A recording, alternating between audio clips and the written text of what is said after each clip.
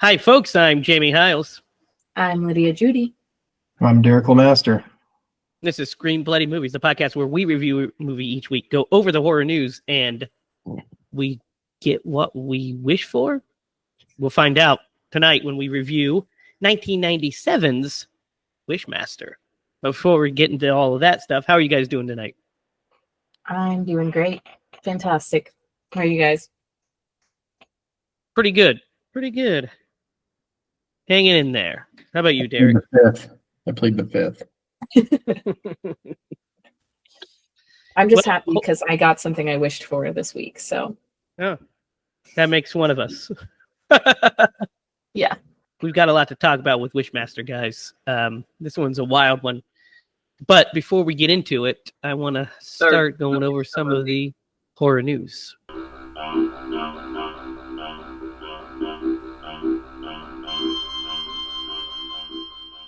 Let's start with a bit of sad news. Lar Park Lincoln has passed away, the star of Friday the 13th, Part 7.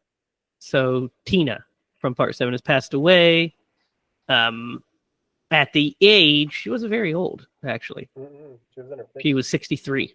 63, that was 63, yeah. Yep. So not very old. Too young. But, you know, she was, she had a 45-year career. Holy cow.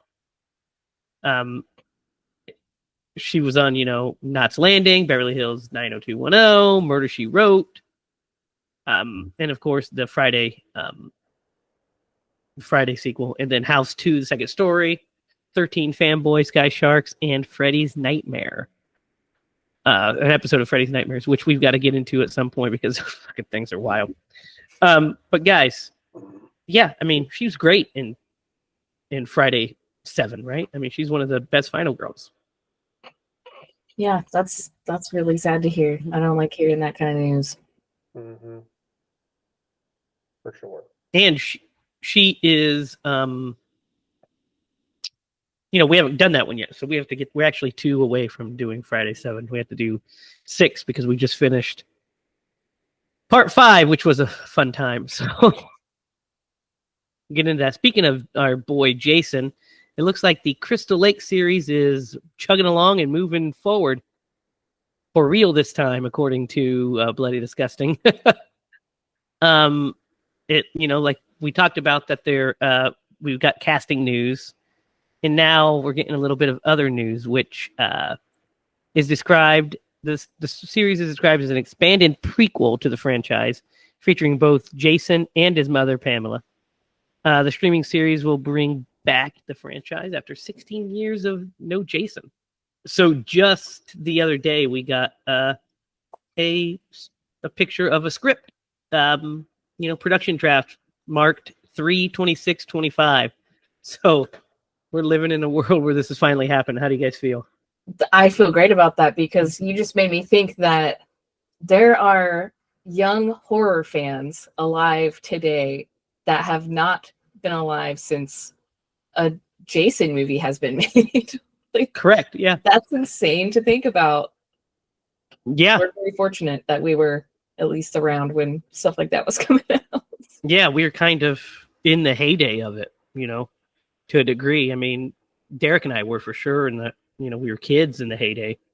Mm-hmm. And then when the, in the 90s, production kind of slowed down. We only really got one in the 90s. And then the 2000s, we got a plethora of them, really, like 3 or 4.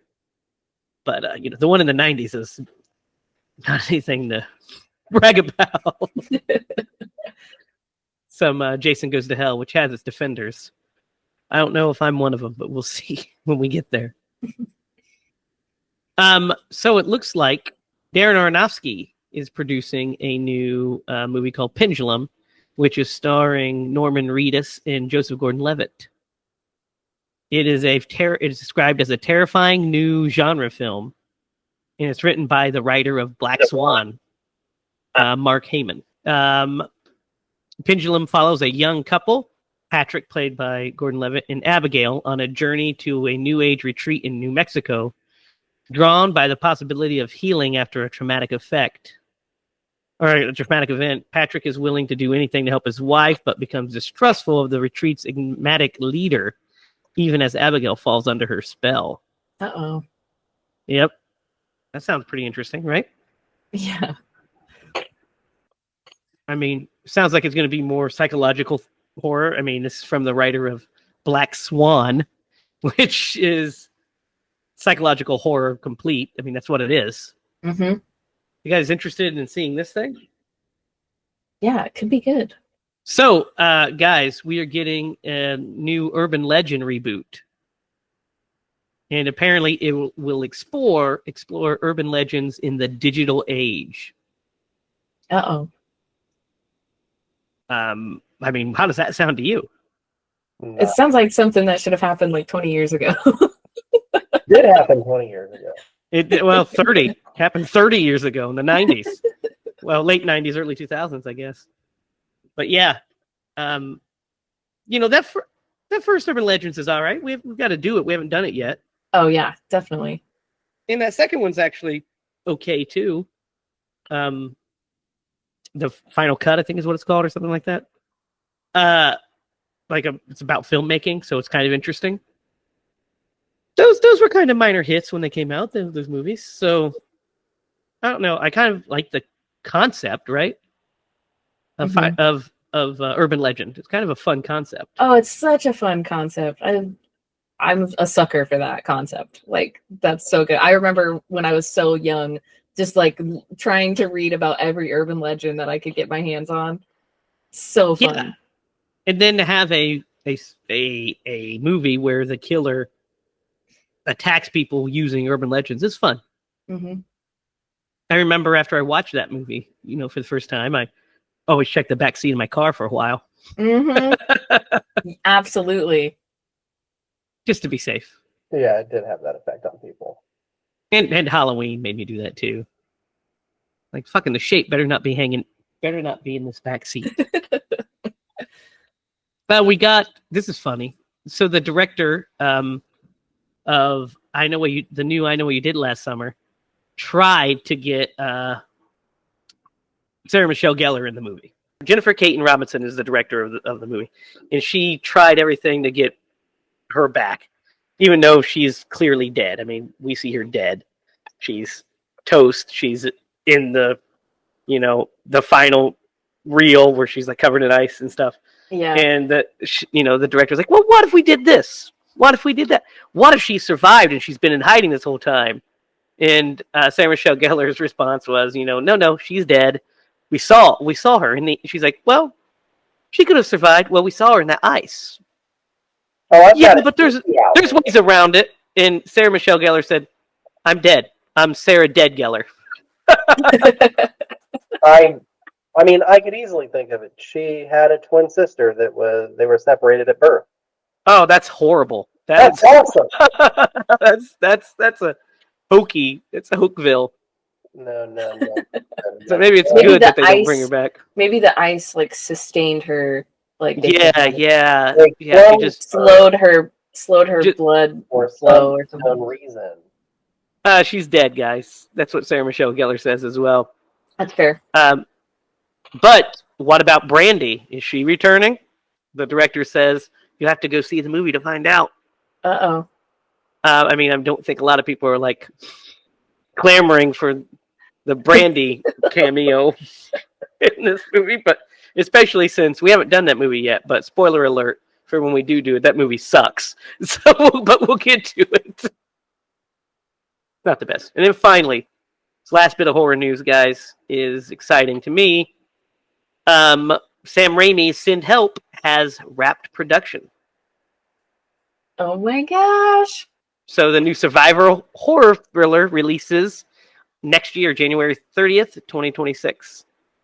So I'm excited. It stars Rachel McAdams and Dylan O'Brien, two colleagues who become stranded on a deserted island, the only survivors of a plane crash. On the island, they must overcome past grievances and work together to survive. But ultimately, it's a battle of wills and wits to make it out alive. Yeah, I'm down. This is going to be a big one, right? Yeah, you had me at Sam Raimi. Yeah. I mean, obviously. Obviously. But I mean, like you said, Rachel McAdams. Rachel McAdams is starring. Yeah. I mean, she's like an A-lister. Like this is going to be a big movie. Yeah. It's gonna be good. It's gonna be good. Nice. I mean, Sam Raimi is an A-list director. He did direct 3 know. Spider-Man movies. I know, it's crazy. And And a like Marvel Doctor movie. Strange. Yeah, and a Marvel movie. You know. Yeah, that's so crazy. It's like I know we kind of always wanted to see him as our Sam. You know. Yeah. He's our guy. Yes, we claimed him. Yeah. But he's out there making gigantic superhero movies. So you do you. And they also always look great. And Yep, and they always look and feel true to him too. They always feel like a Sam Raimi movie, no doubt. Yeah. All right, and that wraps up the horror news. So, guys, picture it. It's 1997. The year of Tomorrow Never Dies. Titanic, if you're into that sort of biggest movie of all time thing. And the incredible Batman and Robin all came out in the year 1997. But so did this. Is this your first time watching this, Lydia? Yes, it is. So have you ever even heard of this movie? I've definitely heard of this movie. I've seen it just all over the place. I see the face and I don't know. I don't even know what to say. Like the Jen, I guess. Yeah. I've seen it 100 times for sure. The poster. But you never watched the movie. Never watched it, and I was kind of shocked. I was like, "Man, this makes me such a bad horror podcaster for just never have seen any of these really good movies." No, it's not good. that this one's really good or anything, but I was like, maybe I should have seen this one a little sooner. Derek, you've seen this before, yes? Yeah, I've seen this movie before. Do you remember the first time you saw it? Huh? Do you remember the first time you saw it? I mean, not like where I was, but I mean, it was in '97 when it came out. I don't think this. I'm pretty sure I rented this movie from Video West. Mm-hmm. Oh yeah, this was. I still smell it. Yep. The smell of video, the musty, weird smell, but it smelled amazing to us. Yeah, I went and same for me. I saw this when it came out. I rented it because here's the deal, guys. I remember seeing the trailer for this on TV, like the TV spots, and then I remember seeing trailers for it in front of movies. Right? Remember when you would put in a VHS and it'd have the coming soon to home video? Mm-hmm. They would have they had this as one of the trailers, and I remember seeing it and being like, oh, this looks kind of interesting. Then I saw Robert Englund. I was like, oh, and then I saw Wes Craven's name, and I was like, I've got to watch this. It seems like kind of like a Freddy movie, and it kind of is. And so I didn't know any of the other I didn't know it had all the other horror icons in it, and I didn't know that it was made by the people that it was made by, and didn't know it had the special effects of K&B because I barely knew who they were at that point. I didn't know Robert Kurtzman directed it, so didn't know any of that shit. But I remember wanting to see it so bad, oh yeah, I want to see that. So I went to the video store when it came out, rented it, and I remember thinking it was pretty good and scary. Well, especially when I was a kid, it was pretty scary. And then I remember watching it, throughout the years. I've watched it several times throughout the years. And there's sequels. Actually, I watched this movie maybe during the pandemic. Something like that. I watched it either during quarantine or right around that time because I watched the first 3 movies. Maybe even the 4th one. It starts to get bad towards the tail end of these. It starts to get bad towards the tail end. But I had fun for the first couple. But this movie is pretty cool, pretty interesting. So, guys, I want to start with the look of the Djinn. How do you guys think he looks? I'm gonna say he looks pretty good. Yeah, I think he looks awesome. Yeah, his look is great. In the makeup effects they use is incredible because it's all practical. makeup effects, and he looks cool as hell, I think. Yeah, I like his teeth. His teeth I like his eyes. His And not eyes only are really just cool. not even just the contacts, but like those cool, like the way almost the bags, like triangular bags under his eyes and stuff. Hmm. He just has a really cool face. And the whole full body suit is like phenomenal. Mm-hmm. They put him in. And which leads me to the next question. What do you guys think of Andrew Divoff as the Jin? Oh. Because I think he's excellent. Yeah, he's great.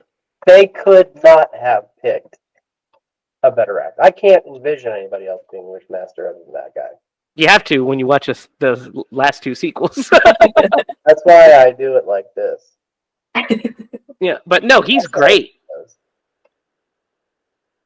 Yeah, I think he's great in this movie. I love his mannerisms. I love his look when he's not the Jin. I love his look when he is the Jin. I love his voice. You know, that Yeah. that effect they put on, plus his deep voice is just really good. He's a cool villain, the Jin. I think he's a really cool villain. Yeah, I agree.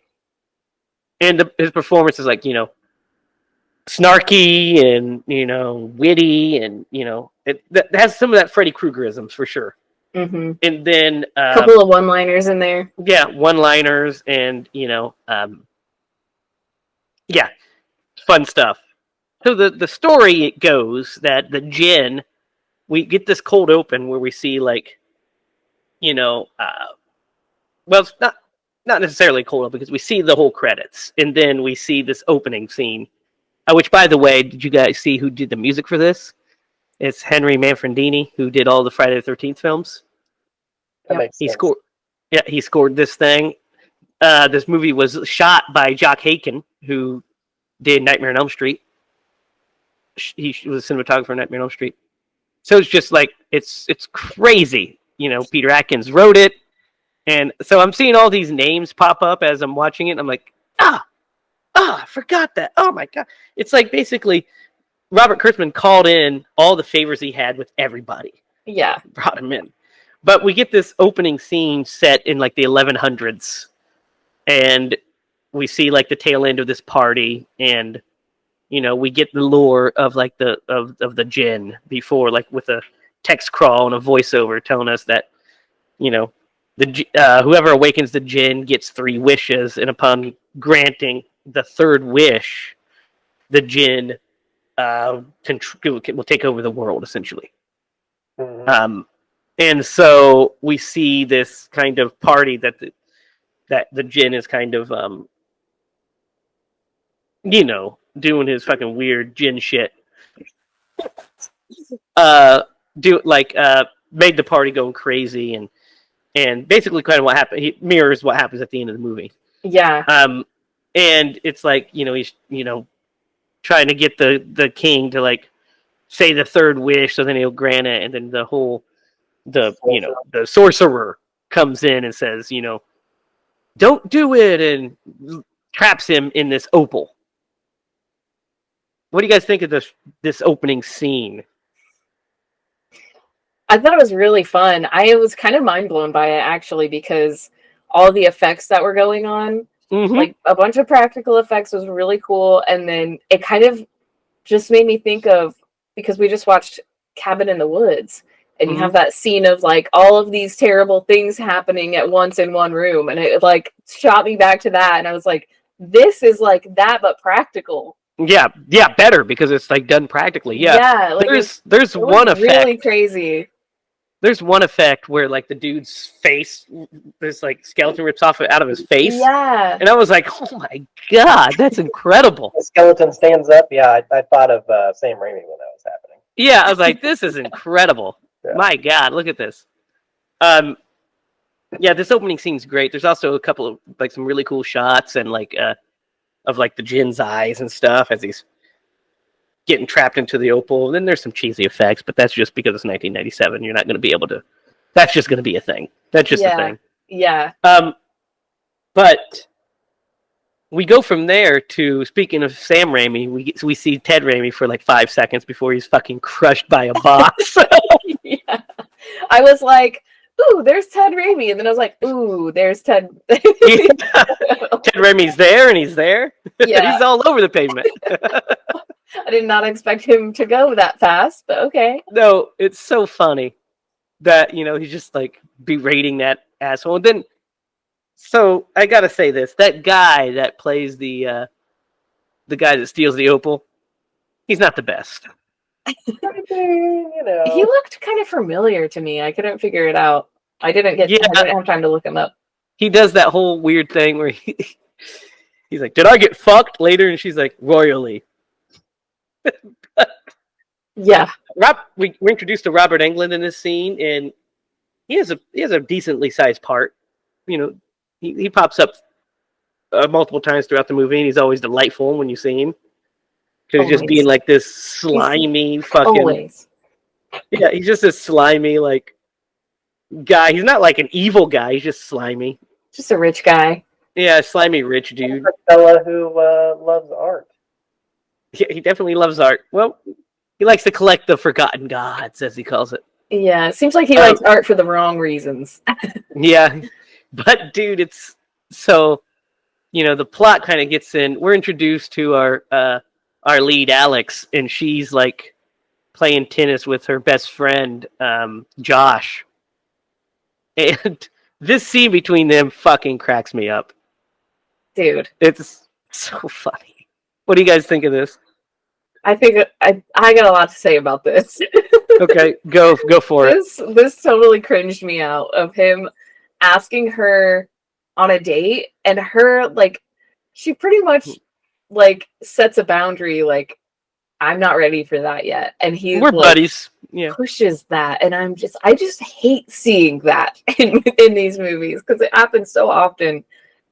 And she just just was like, no, like, you're my best friend. Like, you should respect what she just said. And he just completely ignores it and is like, tries to convince her and push her into going on a date. And I'm just like, I mean, so, like, he puts a baseball cap on her head. That should do it. That should do it.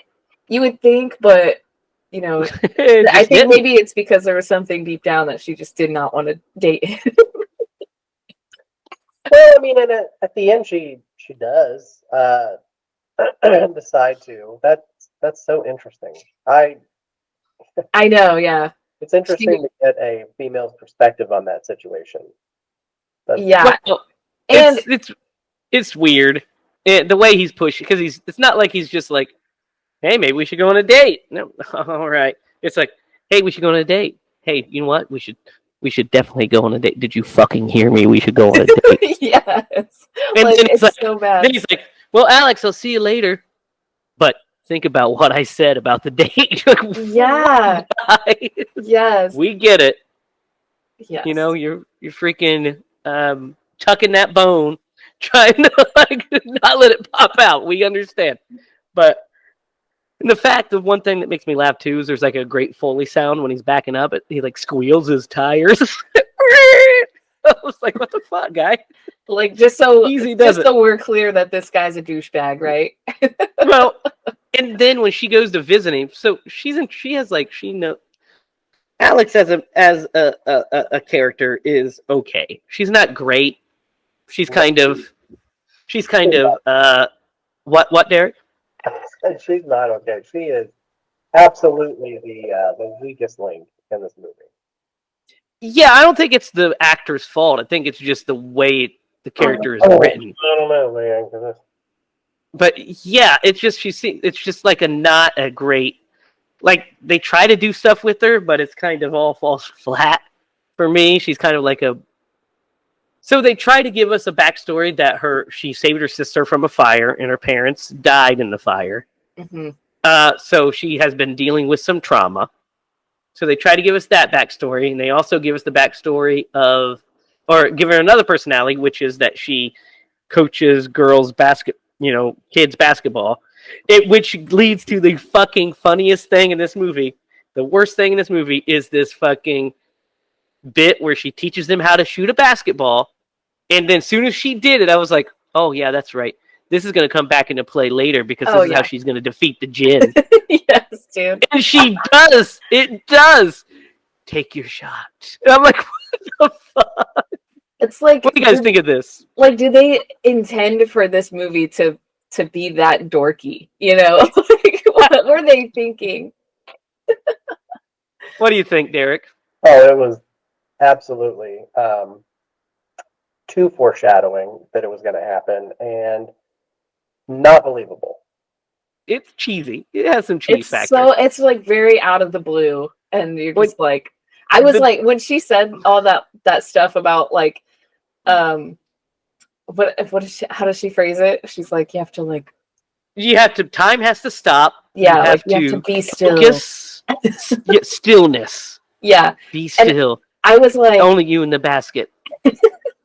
I was like, damn, that was deep. What Like, would have been for a great, basketball coach? honestly, what would have been great is in order to defeat the djinn, if she had to actually like shoot a basket. And instead of just Right. coming up with a pretty obvious wish, she was like, just focus. Yeah. Stillness. The djinn's like, here's the deal. If you beat me in this basketball game, I will forgive your last wish. And it just turns into Okay. Space Jam with all of our favorite horror. Just one people. shot. He's like, this is your last shot, Alex. I'm running out of patience. Yes. Stillness. Yes. And it's like Turns like into- her basketball team is like Tony Todd and like all the cameos. Like, Yeah, we'll get to the cameos here momentarily. But so yeah, that part just cracks me up, and she is, I think, the weakest. Yeah, their character. Every time it kind of goes back to her character, the movie kind of dipped for me. yeah. Like when we're with Andrew Divoff and he's going through being like the fucking djinn, I'm like, yeah, this thing slaps. Yeah, you're right. Yeah, I wasn't really thinking of it like that. Like I was just, I don't know. And it's not, she's not terrible or anything, but that's what I kind of felt. But yeah, Like, because they tried to give her a sister. They give her tried to so many things, and she doesn't really do much with it emotionally. It seems, you know. Correct. She's kind of like on a procedural path, and also it's because the rules are kind of muddy and weird. Like, so the one guy finds the opal, sells it to a pawn shop guy. The pawn shop guy takes it to the place that she works. The diamond guy. The diamond guy, her boss, takes it to Alex so Alex can analyze it because that's what she does. And then she's like, there's something. And so she awakens him, even though this thing has passed through multiple hands, right? And presumably multiple people would have cleaned it off to try to clean it off. But it doesn't really happen until she, I guess, breathes on it and rubs it the right way. Yeah, well, like a Disneyland. Yeah, and so then, but do none of the other people try to clean? I don't know. Anyway, that's how it's like very convoluted to get her to the diamond or to the opal. Then it's even more convoluted that she's the one that awakens him because she doesn't. I mean, I guess she awakens him, but Josh is the one that breaks him out of the opal, which is kind of confusing. You'd think that once he's awakened, he removes from the opal. So he uses this fucking laser test, which everybody knows about. Everybody knows about the great laser tests that you do. Yeah. And he goes haywire and kills Josh. And then all of a sudden she's like psychically connected to the djinn. And she can hear his voice, and there's like these like close-up shots of yeah. A little iffy. A lot of flashing. If you're photosensitive, this movie might have an effect on you. It's very flashy. Yep. Very flashy. But then we get to the good stuff because we get the djinn running into all these cameos. So the first one he runs into is Tom Savini, who was at the pharmacy, and then the actual pharmacist, which is Reggie Bannister. Yes. I was like yelling. I was like, "That's Reggie!" Reggie! Yeah. He pops in and Buck Flower. He runs into Buck Flower, who literally, guys, just always plays a bum. Yes, dude. I was like, I've seen this guy in so many things too. Yeah. Oh, yeah. Just on the podcast, he's been in both They Live, and what was the other one that he was in as a bum? He's a bum in another thing we watched too. We watched so many things. Yeah, he's in a lot of stuff. Buck Flower. Now I can only picture They Live. Dang it. I know. He is what's the other one that I'm thinking of that I know we did with him? Because he has a pretty big part in They Live. Yeah. The Fog. He's in The Fog. That's the other one that I was thinking of. I know he's in Escape from New York, but we haven't done that one yet. Of course, he's in Back to the Future. We know that as well, but we haven't done that in this show. Maniac Cop's the other one I was thinking of, and Pumpkinhead. We've done so much with him. And I'm just like, that guy looks kind of familiar. Puppet Master 2. My God, dude, we've done so many things with Bug Flower in it. Puppet Master 2, a classic. Dude, it's just, well, anyone's a classic besides Puppet Master, whatever that fucking one was. 4? That one was awful. Good God. That one with the robots. That was the worst one. But yeah, so what do you guys think of this scene? First of all, just Buck Flower and Reggie together are fucking hilarious. Yeah. Yeah. Yeah. I was just like too excited to see Reggie to be like thinking at all. I'm just like, is this what this movie is going to be? It's just like kind of just like cameos and like basically and just running into people making wishes and everybody's just getting killed, which is great. So that's the caveat I got to talk about is the way that they bend over backwards to kind of make people make wishes. But you wouldn't have a movie if they didn't. But like, somebody's just like, so what do you wish for? Don't you like it? And be like, get the fuck away from me. They're like, well, maybe. Yeah, well, I really do like this. And also the rules on the wishing are a little like loose, right? Because you would think that in order for it to be a wish, you wouldn't say, oh, that would be cool. You have to say, I wish that this would happen. Yes. I'd like this to happen. That's not liking something to happen and wishing something to happen aren't the same thing. Right. So they kind of fudge that so that way they could kind of get around every person saying, I wish I could do that, because that's not realistic that everybody says that. Yeah, because that would be kind of cheesy too. So the djinn has to like kind of trick them into stuff. But like Bug Flower, he basically like just bribes him into, what would you like? Tell me, what would you do with it? If you could do anything, what would it be? Oh, I'd like for him to die of cancer. Whoa, goddamn. Would you sell your soul for that? Sure. I mean, fuck it. Then it happens, and he's like freaked out and runs away. But it's just like, what the fuck? Funny. I just kept like imagining myself talking to people as the Wishmaster, like at the grocery store or anything where I'm like, someone's giving anyone any problems, and I'll just be like, what would you like to do right now? Dude, so what's funny is that like that bit happens, which is fine and funny. Yeah. And then gross. Yeah, and the meltdown's really good. And then he like freaks out and runs away, and he's like, well, now I'll get your soul or whatever. And I tell him that there's something that feeds off wishes. And so that's like kind of exposition for us, the audience, to know that he feeds off wishes. Yeah. And then he gets his like real bot, or he gets his like human form body. He steals from the morgue. He like rips off its face, and then it like kind of morphs into him. Mm-hmm. That bit's really cool. Yeah. And then he like blinds the one dude. Yeah, he's like, do you wish you didn't see this? Which is kind of contrived as fuck, but that's kind of wild. But it's like, he still already saw it. Yeah, but what's interesting is you would think, I mean, I'm kind of thinking a little too much into it, but you kind of think in order for that to, like the whole thing to happen, you'd have to offer your soul for the wish, not unknowingly wish, right? Yeah, that's fine. That's the way we can get like the stuff that happens, because it makes it scarier, really, because he's just got way too much control.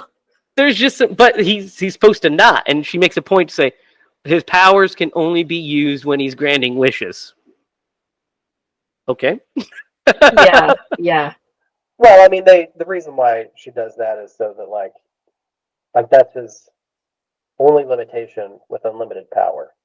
Yes, Correct. That way, it's not just because in the movie, Oh, just yeah, over, you do whatever he wants. Yeah. But it just kind of is confusing that that's like the way it works when he, But it's fine because then we get the the like owner, her boss. He goes to visit him, but he runs into the security guard first, which is played by the great Kane Hodder. Yep. And so what's funny is she talks about he can only use the power during a wish right before this scene. Like she says that, then he's like runs into him and goes, "Oh, doesn't it suck to only have unlimited power but not be able to use it?" And you're like, we really just literally heard her say that in the previous. It's fine. Yeah. It's fine. Yeah. But their interaction is really funny because he's like trying to do all this stuff and Kane Hodder's just kind of like, "I'll beat your ass. Get out of here." You'd have to go with me, and that's something I'd love to see. Yeah. Yeah. And that effect is Bad. it's of its time. That's bad. Like that part, I was like still like, okay, like what? I don't know I couldn't even tell what was happening for one.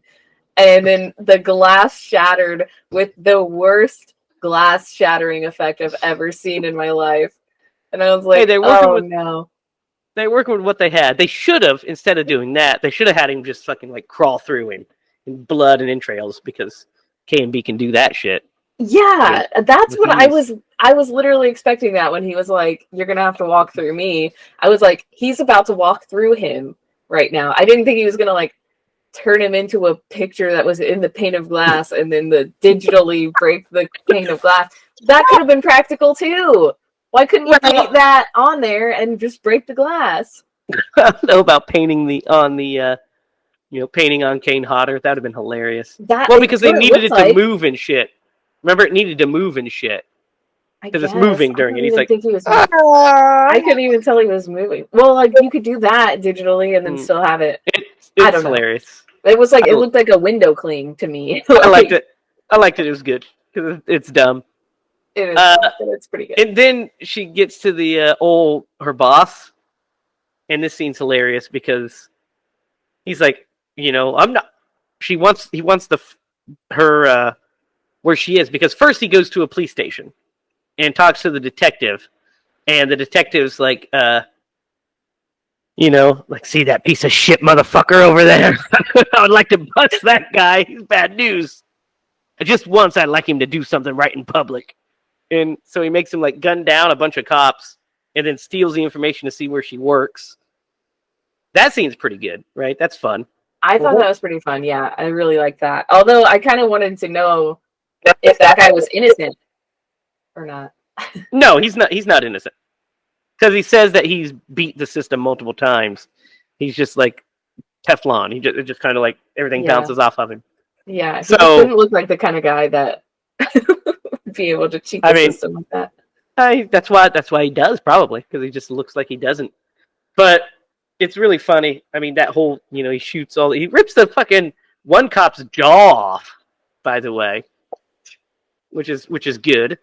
I love that. My jaw dropped. I was so happy when I saw that effect. I was like, yeah, like, that's a good one. And then when they shoot him, it like squibs galore. Yes. Slow motion. That's perfect 90s slow motion squib effect that happens. I was like, that guy had the best job on the whole movie. Yeah, just getting squibbed to death. He's like, squib me in. Let's go. But when he's talking to Alex's boss is hilarious because he's like, I can't, I'm not going to give her your number, or what, or I'm not going to tell you where she is or anything. And then he's like, makes that like, turns that thing like bejeweled. And he's like, oh yeah, well, what, well, you can have anything. And he's like, well, what's the limit? Your imagination. And he says, look, I'm not greedy or anything, about $1 million. Like just so quickly. And then he's like, yeah, sure, done. And then we see his mom writing like an insurance policy. And this is the cheesiest because she's writing the insurance policy. It hands in We see an airplane, then we just see fire, so we're led to believe it crashed.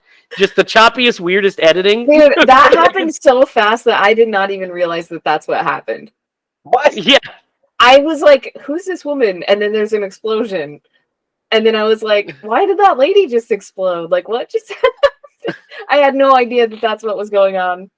Yeah, because she goes, oh, who's your beneficiary? Oh, my son, Nathan, or whatever. And she writes his name.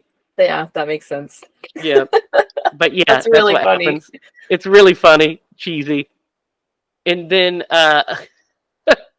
then there's this like folklore teacher that Alex goes to visit. Derek, it looks like you have some things to say about this.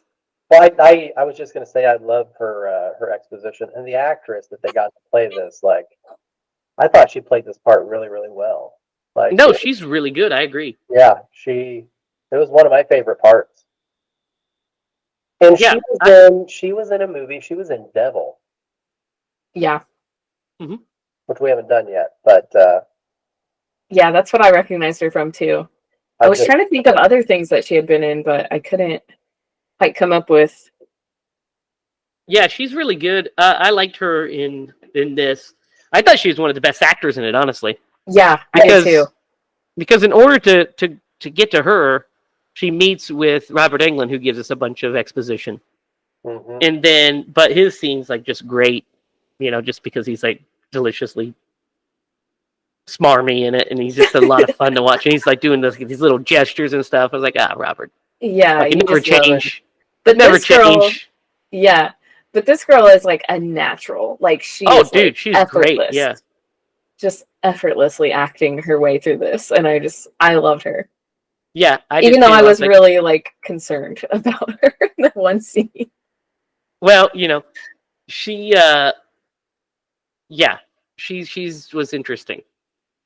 But then we get, so the Jinn shows up to the basketball game that she's coaching and uses her sister's phone to call back the doctor that she just called or whatever. So that way he can see where she was at the university, to find out it's a university. So then she goes there to Alex goes there to get more help. And did you see this twist already, Lydia, when she started talking to her? No, it completely. It took me really? way too long. Honestly, I was really? like, oh my gosh, duh. Of course, I was like, I was thinking she was like I think she was because she was acting so well that I believed her, and then I was like, is she like a bad guy that's like also after this stuff or something? She completely tricked me. Yeah, she did not me. Like, soon as she was like, "Are you cold? Would you like water?" I was like, she's trying to get the wishes. Yeah, I was like convinced in my head. I was like, why is she like hypnotizing her? Like and then I was like, is she her like therapist that the sister was like threatening to call because she was having those mental issues after the fire? Like I literally way too into it. I thought way too into it. And then instead of just being like, oh well, that's obviously the Jinn trapped in her body because taking her form because he knows who she is now. Like, the last thing she said, I was like, oh, it's the Jinn. Yeah. Like, duh. Yeah, and he looks great in that scene, by the way, when he shows his true form. Mm-hmm. Yeah. That's just so funny that he just keeps like just everything that he was doing, because he was like, is the temperature okay? Do you want me to turn the heat up? Would you like something to eat? And then like the he like touches her hand in a way where he like circles her knuckle and then like pats her hand, and I was just like, this is hypnotism, I feel like. No, yeah, no. I don't know why all those things like made my brain go to that. That's so funny. No. This is a good scene though, because like this is where she wishes, or she basically wastes two of her wishes right here. Mm-hmm. Yeah. Because he gives she's her like trying to he gives her a freebie because she's like talking about, well, why don't I have you kill yourself? And I was like, why don't you just like try, I wish that you never existed? Because that's not the same as killing yourself. Yeah. because he said you can't kill what's That could change what's history. eternal. It could change history, which she does anyway, so it's fine. But, she's like, But she does it for the better and not like all of history. yeah. Well, I mean, you never know. But he says, as when he shoots himself, that's a pretty cool effect. Mm-hmm. Yeah, that was weird. You can't kill. It hurt like hell. Yeah. Yeah. You can't kill what is eternal. Yeah. Yeah. And then she does the wish of, wanting to know what he is instead of like, I want to know your weakness or something. She's very bad at wording these wishes. Yeah. So she's like, I want to know what you are. So he like basically takes her to, by the way, his dimension in the opal is just like a fucking red tunnel. They like put like a red tunnel in a room and Oh like, this gosh, is it. yeah. Their budget ran out at that point. Yeah, they used the budget on the rest of the stuff, and they're like, "What do we make the Jin's realm? A fucking red tunnel with some designs on it? With Sounds some, like, good. Let's do fabric with holes in it, just like very much like taped together. It's fine. It's fine. But yeah, yeah. So this scene, what do you guys think of it? Oh, of her in the In the Jin world, and he like kind of like tells her like a little bit of his backstory to a degree, without giving too much away, and it's kind of almost unhelpful, really. Yeah. Like the thing that you get out of it is like the little like monster that he has Yeah, the with, little like, monster thing that attacks her. that Yeah. like, that's tiny. And then, he's like, do we see his eye? He's looking through the opal. That's a cool shot. And, he's like, it's definitely Nightmare 4 shot, but he's like, telling me more or whatever. And she's like, okay. Wish you have to word your, wishes more carefully. So she's like, I wish I was in my apartment without you. And so she's, okay. So there's her second wish. She's in the apartment. He calls her. He's like, fuck you. One more wish. Yeah, literally. Then this third act kind of goes like pretty fast because she's like, I better go get my sister who's at Robert Englund's party for sure.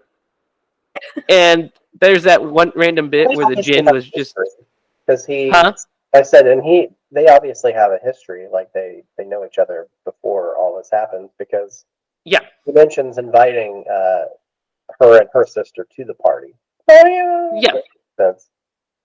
Yeah, well, I think he's like kind of just got his eye on her because they both work for the same company. So that's why he's like, I sent the invitations to your boss, and I wish you and your lovely sister will come, is what Robert Englund says. Yeah.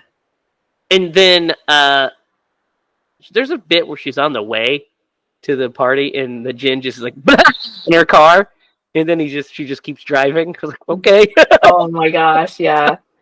I was like, at that moment, I yelled, like, still yourself, or, I was like, imagine the hoop. Do your thing. So when you're panicking right now, dude. When she gets to the party, that's where we get our other big horror cameo with Tony Todd. He kind of stands, he blocks him. And what do you guys think of the scene with he and Tony Todd? I loved it. I love seeing Tony Todd. He's the best. The screen in this movie for the first time. By the Toddmeister. I just came up with that by myself, by the way. That's good. The Toddmeister. He kind of got bitched. He got kind of bitched down by Tony Todd. He wasn't going to take his shit, and then he makes the mistake of what exactly was that wish again? Like he ends up like Houdini. What was the wish? He was like, "Oh, don't you ever wish you could escape? Do you wish you could escape? Wish you could change careers?" And he's like, "I'll make him an escape artist." Which is kind of weird, right? Yeah. 2 minutes. That one was kind of a leap. Yeah, definitely. That is the biggest stretch of the wishes that he granted. Like that one, he took a lot of liberties with that one. Yeah, I would say creative liberties with that. Houdini did it in 2 minutes, and then like, how does he know about Houdini?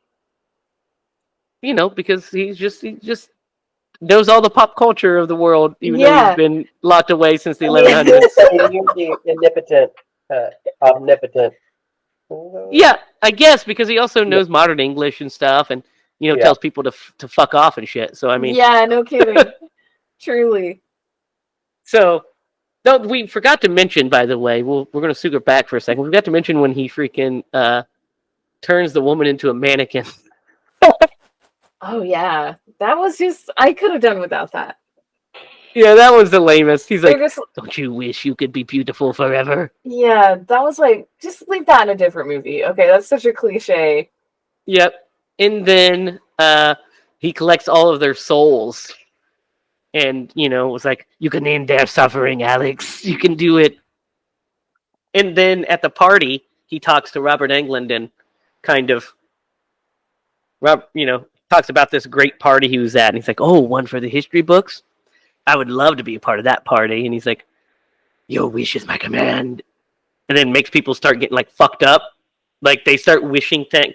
You know how you do when you're out you're out at dinner and you guys just have conversations about wishes.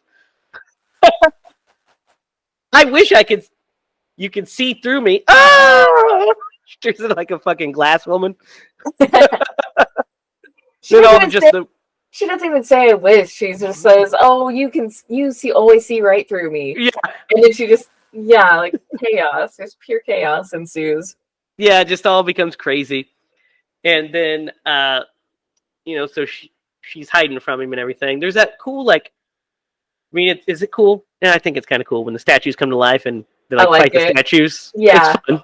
Yeah. I think it was really cool. Those statues looked really cool. They do. Robert Englund just barfs up a bug of some sort. Jake thought it was a lung. Yeah, as one does. Oh, it would be a lung if we were in fucking Creatures of the Night. That's how they sleep. That's right, dude. Creatures of the Night. Go back and watch that episode. You'll thank us later.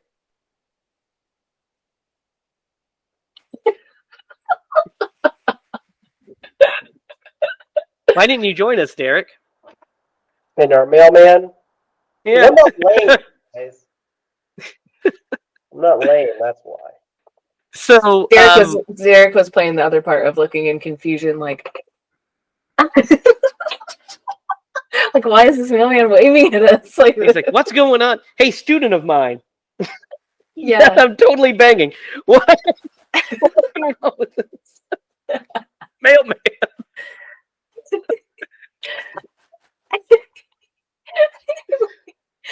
It's one of our favorite. It's one of our favorites still to this That's a good episode. You guys got to go back and watch that one.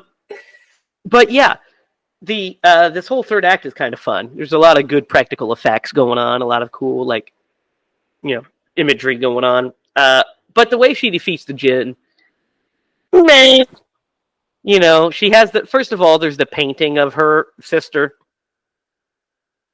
which just kind of looks like a shitty painting. Looks bad. Looks real bad. And then they get that cool that 90s effect. Yeah. Yeah. We do get a cool fucking fire stunt, by the way, during this party.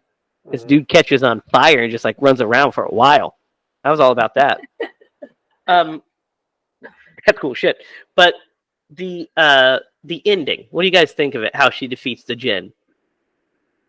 What do you think of this wish, Derek? It's a cop-out, hardcore. They're like, "Man, what's that? We're out of money, we're out of time, how can we end this? We'll just make her wish that guy wasn't drinking on the job." Yeah. I think it was a cop-out. They could have done it in a different way. I don't know what the way is. Yeah, well, I mean, especially because it had really nothing to do with her at all. And she just saw it written in the newspaper at the last minute. Stillness, but yeah, stillness. The stillness is why she saw it, because she remembered the newspaper and it kept showing us clips of the newspaper, then zooming in closer, then zooming in closer, and it's Tillman or whatever his name is, and she's like, "I wish that Terry Tillman or whatever the fuck his name was wasn't drinking on the job," and he's like, "Huh? No! How could you defeat me? I am all knowing." And he's getting sucked in. And there could have been several ways to make him go away. I feel like, like Yep. realistically. Like, and then he's like, no. The best is when he's like getting sucked in, and she goes, I bet you wish you never met me. Yeah. I was like, don't say anything else while he's still here. Yeah, don't wish anything. What are you doing? Literally. I thought she was going to wish that the statue was like put back together and on that pedestal in the guy's house. Yeah, because you see the empty pedestal. Kind of is what she did in like a long roundabout way by, bringing it all the way back. That way, literally none of the deaths in the movie happen. Yes, which is the better way for sure. Yeah, so that way everything. I'd have messed it all up. Yeah, I mean, like, I wish you weren't such a bitch. That's what. If you were just like, I wish you were a nice Jen that only did good. No, my weakness. Your pants are lovely. I wish you were Robert. Man, never mind. What are you talking about? I completely spaced. So what I was trying to say was, I wish you were Robin Williams. Yeah, yeah. I think saying that the nice Jen is pretty funny. I wish you were a nice Jen and only did nice things. Your hair is lovely. You just could completely fix everything wrong with the world. Yeah, here's an ice cream. Yeah, but no, she wishes the drink thing because they wanted to make sequels, so they couldn't have it to I wish you never existed, or something. And then so she does. Then we get a flashback to we realize that we're back in the beginning of the movie, and it's really funny because the dude still kind of fucks up, and Ted Raimi's like, "Hey, buddy, that's ancient shit," and he's like, "Be careful." He's like, "Okay." Yeah. I think he does. Doesn't he go, "Okay," like that or something? It just lowers down. Yeah. Sober and happy. Yeah, so funny. And then we realize she's back with Josh, and she's there with Josh, and he's just like, but they're talking, and then she's like, maybe we should go out tonight. What are we doing tonight? You want to go out, for a beer and or to go out for dinner and a movie? And he's like, how about a beer and a hot dog? And he's like, are you for real? He's like, what happened, Alex? What happened? And she's just kind of moseys out. She got her mojo back. What do you guys think? What do you guys think of that? What do you think of that, Lydia? She realized that she should let him escape the friend zone. Yeah. I don't know how I feel about necessarily the morals of what happened there, but I liked that scene. It made me happy to be like, okay, well, she maybe it wasn't that she wasn't interested in him. She just wasn't ready. Needed to know that she would miss him if he was gone. Listen, Stella just needed to get her groove back, guys. That's what it's about. So she got it back. Yeah. Did you like that part, Derek? No. You didn't like that she put the hat on him? I mean, yeah, it was okay. It was all right. So the actual ending of this movie, we just kind of sucks because, and we're supposed to know the Jin's still alive, which is fine, but we don't see him. We don't just see him sitting in his chair waiting or something. We just zoom in and we hear him laugh. We should have saw him one more time, I think. Right? Like what? Like breaking out or something? No, or just waiting for his next opportunity. Yeah, waiting. I mean, I don't hate it, but it's just the way it kind of felt very abrupt the way they did it. It wasn't visually interesting. It just was but it's all right. But everybody's happy and alive. Buck Flowers is still fucking yelling at Reggie, the fucking pharmacist. Reggie, the pharmacist, is still talking about how he pays for the taxes to let him live on the street. Yeah. And Tony that guy's still pushing people around. And that guy probably is still escaping the justice system. Still escaping it. The detective is just chilling there, hoping to catch him one day. Catch him. And then, of course, Kane Hodder's just like not glass. It's just not stained glass. Not exploded into a few couple little shatters. Yep. And that is Wishmaster. What do you guys think of this one? What do you think, Derek? I like this movie. I hadn't seen it in a while. Easily, it's been 15 years since I've seen this movie. Easily. I love the practical effects, the suits that they made him wear. Really, there's only one real like CGI moment. That's when he blows his head off. That like really stands out. Everything else, if there was CGI, Well, in the glass. huh? The glass. In the Kane Hodder's glass. Yeah, Yeah. the glass. Yeah, but the glass didn't look great. but yeah, I thought it was really well cast. There's only one person I would change in the casting. And I don't know what the budget for this movie was, but I thought they did a really great job. The budget was $5 million. What was the return on this movie? $15 million. So it made its money back. Yeah, and then in some. Yeah. So yeah, I'm gonna. I hate rating movies. Oh, we that's do. good. Yeah. What we do here. I'm trying to think. It is kind of difficult sometimes, isn't it? When we've rated so many. Yeah, you I don't know. want to rate it too high. I know I'm going to rate it already. You know what I mean? But you don't want to rate it too low. What are you going to rate it, Jamie? Right. Well, I'll let Derek go. What am I going to rate this movie? What have I rated some movies in the past? Night of the Comet. I'll just do it. I think this movie is a lot of fun. I think it's a 7. I have a lot of fun with this. Yeah. I think with the practical effects, and there's enough in here to like. I don't think it's like the best movie ever made, but I don't think it's like a 5 or maybe a 6.5 for sure would be where I'd put it. But I like it enough that I'm going to tip it over to a 7. I think it's just a good time. I don't have any complaints. I didn't have any complaints watching it. Like it wasn't like, good God, will this fucking thing end or anything like that. Right.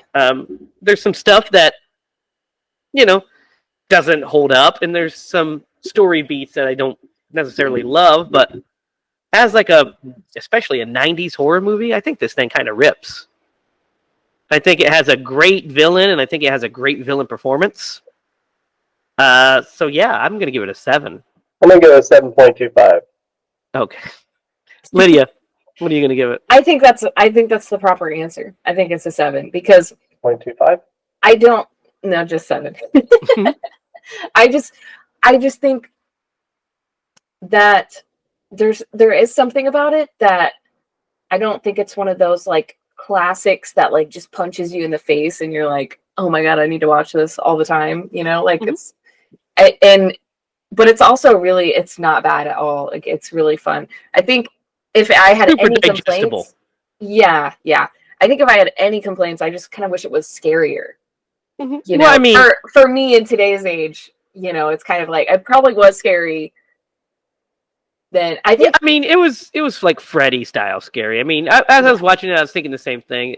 It doesn't go for like true terror. It goes for popcorn thrills and popcorn horror. And I think it hits that. Yeah. I think the Wishmaster is like a really scary character, though. Like I think he did great, and he was really creepy, and the rest of the movie kind of was campy, and then the one-liners kind of. It's like I wish maybe they would have leaned like away from the Freddiness and into the darkness of it, because I like the dark. I like the tone of it. I think the tone is great. I think the tone is good of this one. I think it's because I kind of like the Freddiness. I like the kind of roller coaster, aspect of it.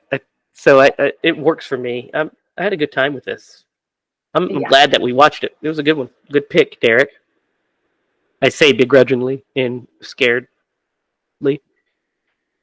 Lydia, speaking of which, it's your turn to pick. But before you do your pick, we've got to Atkinize the Wishmaster. Who would the great Tom Atkins play? Thrill me. Because here's the thing. This thing's littered with cameos, right? Right. So where would Tom Atkins' cameo be? Because I think personally, you could put it either as the boss, Uh-huh. or the police detective, or the construction worker. Oh. But we don't get much time with him. No, he gets 2 scenes, but they're short scenes, and then, the police detective has the most scenes, but he's also the only person of color in the movie. Yeah. We always have that problem, don't we? Yep. And then, what'd you say? I said Tony Todd's in it. Oh, there is Tony Todd. Tony Todd is also in it, yeah. But who do you think Tom Atkins would play in this? I mean, if we could change the lead to a male, that's who he would play. Whatever, he could be the guy at the beginning that you guys don't like. the boyfriend. Well, the wannabe boyfriend. Yeah. Hot He dog could, guy. but he only has a couple scenes too. And she would have no problem just like jumping There would in not his have arms. been any question. It Yeah. wouldn't have been a coy cat and mouse game. It would have been like, okay. He's like, I think we should go out. She's like, thank God, I've been wanting that for ages. Yeah. I think he should play her boss. I think so too. Yeah, I think that would make the most sense. Yeah. Like that guy, who was that guy even? That guy. He was weird. He was funny, but yeah, I think I would definitely replace him with Tom That's Chris Atkins. Lemon. That's Jack Lemon's son. Oh, interesting. Also known for his, you know what his other hit performance is, right, Derek? He was in, he was in the TV series with Hulk Hogan. Thunder in Paradise, yeah. Thunder in Paradise, yeah. Oh Just, my when you gosh. said that, I was like, I know him from that. Horrible show. But yes, yeah. Sorry, Chris. You're getting replaced by Tom Atkins. All right, Lydia, it's your turn to pick. Okay. What are we watching next week? I think that I kind of had a couple things in my mind, but since we were discussing a few things at the beginning of the episode, I think I want to go with Urban Legend. Oh, okay. Do we know if that is streaming anywhere? I do not. I know that I own it. Okay, let's see. Urban Legend is streaming on Pluto, Google Play Movies, and Apple TV. 1998's Urban Legend, another of those late 90s slashers. That's exciting. Yeah. Yeah.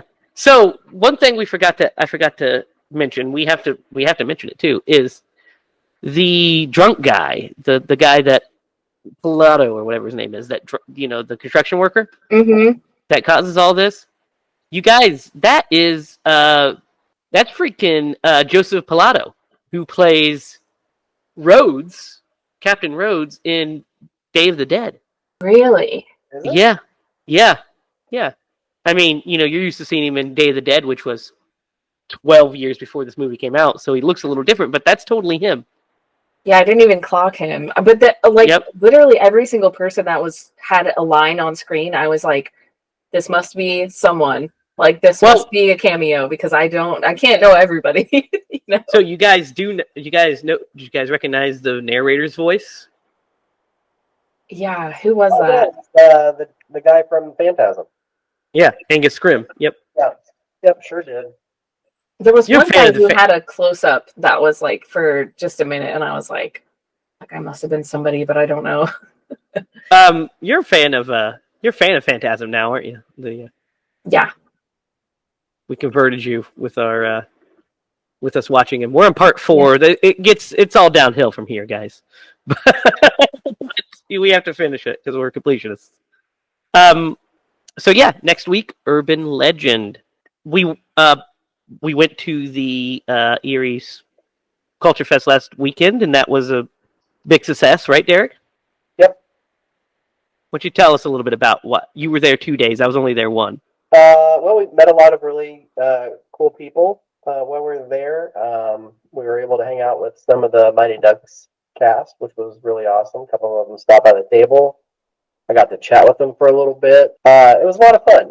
We met a ton of people. We handed out a bunch of free stuff, and hoping that pays off. Made a couple of good contacts, and we weren't leave. But it was a great weekend. Yep, and we'll let you know the next appearance that we'll be making, which could be soonish, sooner than you think. We'll let you know. Taco So Bell. yeah. Also below in the description, you'll see the link to our new Indiegogo.